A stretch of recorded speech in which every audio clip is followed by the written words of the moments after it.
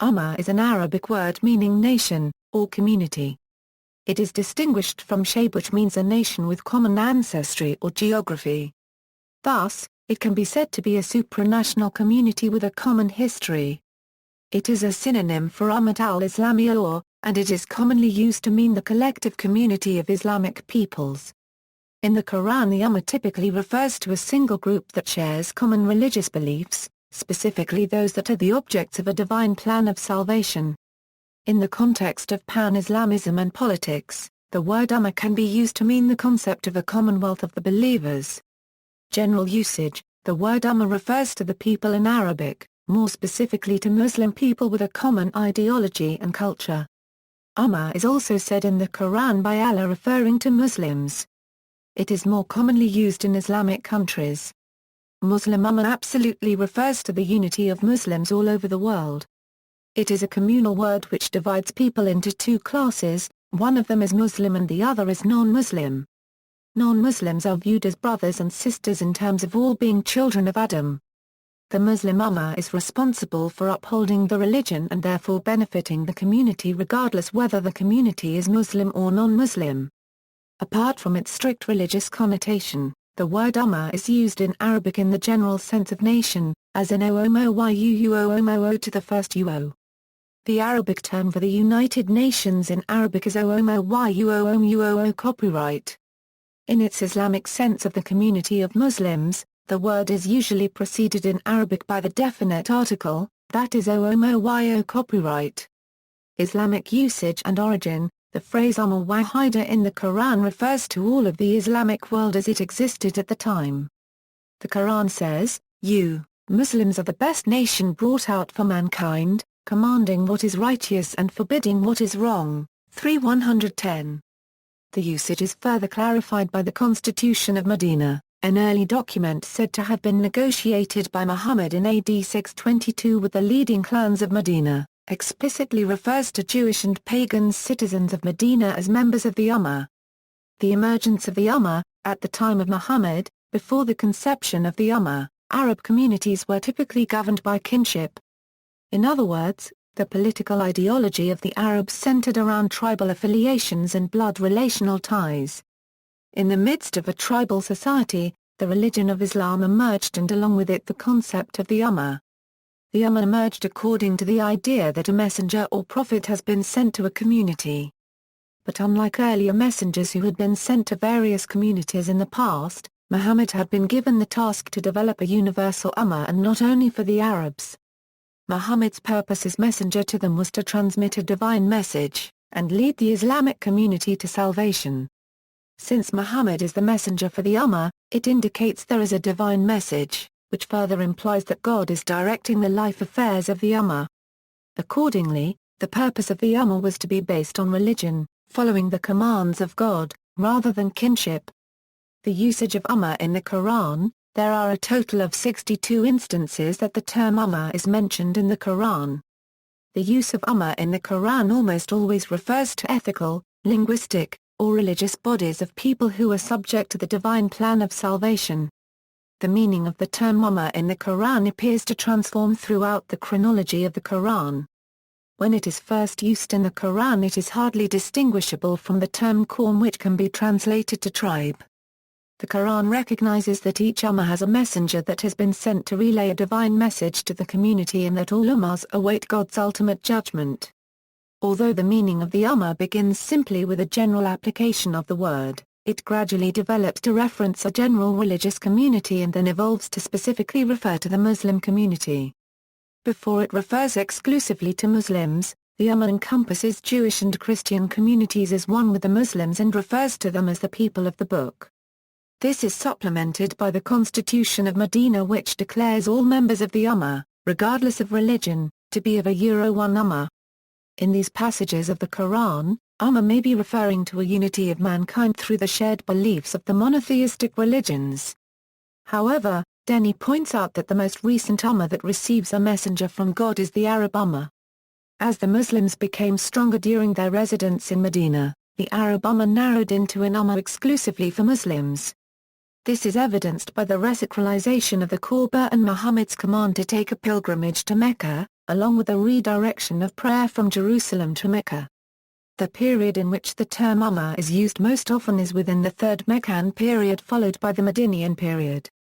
The extensive use of the term during these two time periods indicates that Muhammad was beginning to arrive at the concept of the Ummah to specify the genuine Muslim community. Furthermore, the early Meccan passages generally equate Ummah as religion, whereas in the Medinan period the passages of the Quran refer more specifically to the relation of the Ummah and religion. The final passage that refers to Ummah in the Quran refers to the Muslims as the best community, and accordingly led to Ummah as an exclusive reference to Islam. The Ummah at Mecca, initially it did not appear that the new Muslim community would oppose the tribes that already existed in Mecca. The first Muslims did not need to make a break with traditional Quraysh customs since the vision for the new community included moral norms that were not unfamiliar to the tribal society of Mecca. However, what distinguished this community from the tribes was its focus of the place of those morals within a person's life.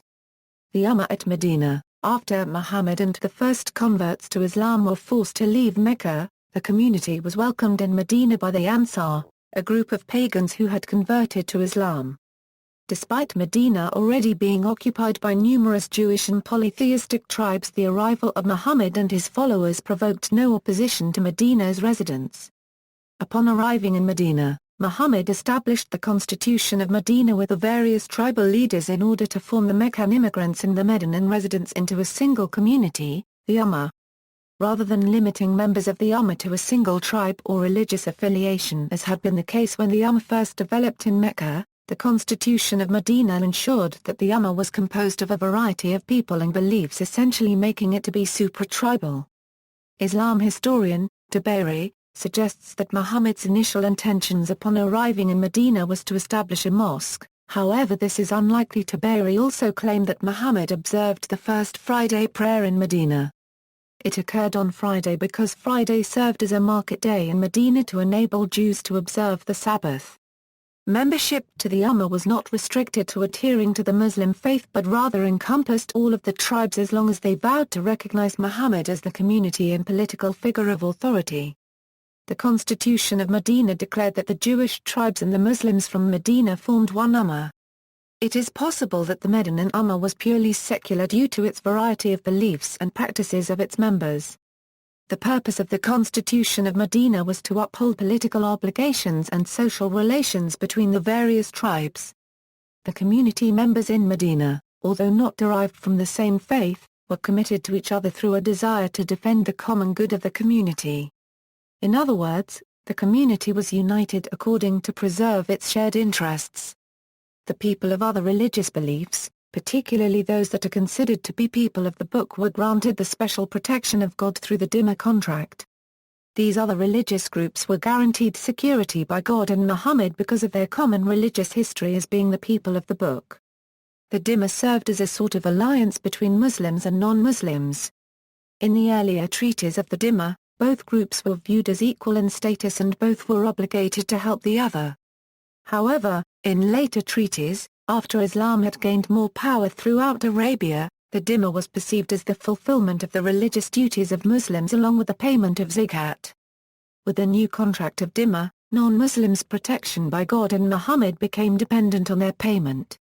Constitution of Medina. The Constitution of Medina is a document created by the Prophet Muhammad to regulate social and political life in Medina. It deals with various tribal issues such as the organization and leadership of the participating tribal groups, warfare, blood money, ransom of captives, and war expenditures. It is at the beginning of the document that the Muslims from the Quraysh and the Muslims from Yathrib are declared to be an Ummah or one community. The word Ummah appears again when the document refers to the Treaty of the Jews and states that the Yahudi Bana Awf, or Jews, are an Ummah that exists alongside the Ummah of the Muslims or may be included in the same Ummah as the Muslims. The document does state that the Jews who join the Muslims will receive aid and equal rights. In addition, the Jews will be guaranteed security from the Muslims, and are granted to maintain their own religion just as the Muslims will maintain theirs. This infers that the Ummah is not strictly a religious community in Medina. The Constitution of Medina lists the various Medinan tribes derived from the Aus and Khazraj as well as the several Jewish tribes that are granted to keep their tribal organization and leadership. The document also reveals that each group, the Muslims and the Jews, is responsible for its own finances except during time of war the two are able to share expenses. Back to Mecca, after the fall of Mecca, membership in the Ummah required a commitment to Islam. This happened as a result of Islam beginning to distinguish itself not just from paganism but also Judaism and Christianity by emphasizing a model of community based on Abraham. The membership of the Ummah was now based on two main principles. The first is to worship God alone, and secondly, in order to worship God properly one must be in a guided community. The essentials of the new society were the new relations between human beings and God and between human beings and one another. The society was held together by the Prophet. Feuding among Muslim clans was forbidden. Muhammad's community was designed to transform the world itself through action in the world. See also, Caliphate, Constitution of Medina, Divisions of the World in Islam, Islamic missionary activity, List of countries by Muslim population growth, Pan-Islamism, Organization of Islamic Cooperation, references. External links. The definition of Ummah is the unity of the Muslims, online Islamic learning resource.